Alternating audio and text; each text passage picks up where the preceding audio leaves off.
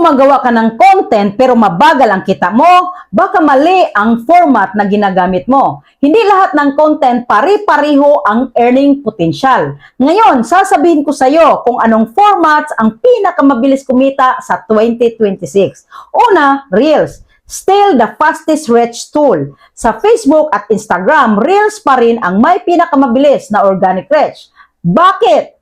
Short form, mabilis i-consume, mas madalas i-push ng algorithm, mataas ang potential for shares. Pero tandaan, hindi sapat ang views lang, kailangan mataas ang retention. Tip, strong hook sa first 3 seconds dapat. Subtitle captions, clear message agad. Pangalawa, long form videos. Mas stable ang kita. Kung gusto mo ng mas stable at mas mataas na watch time, long-form videos ang malakas ngayon sa system ng Meta platforms. Kapag 3 to 8 minutes ang video, may storytelling, may value, mas tumataas ang total watch time at doon nakabase ang performance-based earnings. Hindi lang viral ang goal, total viewing minutes ang laban ngayon.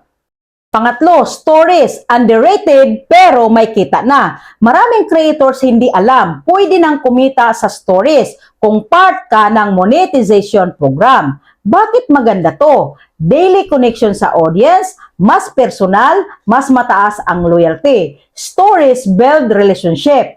Relationship builds repeat views build income. Pang-apat, educational plus motivational hybrid content. Ito ang pinaka-powerful format ngayon. Storytelling plus lesson. Halimbawa, life struggle, tapos magbigay ka ng lesson. Failure, magbigay ka ng realization. Success, magbigay ka ng strategy paano magtagumpay. Kapag may take-away ang tao, mas mataas ang comments, saves, at saka shares. At engagement equals mas mataas na payout potential.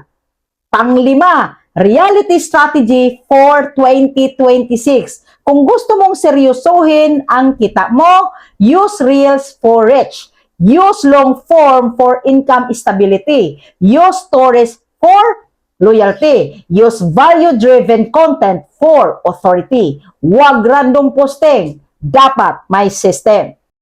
Ang social media ngayon, hindi na paramihan ng post. Paramihan na ito ng strategy. Kung gusto mong kumita sa taong 2026, piliin mo ang tamang format.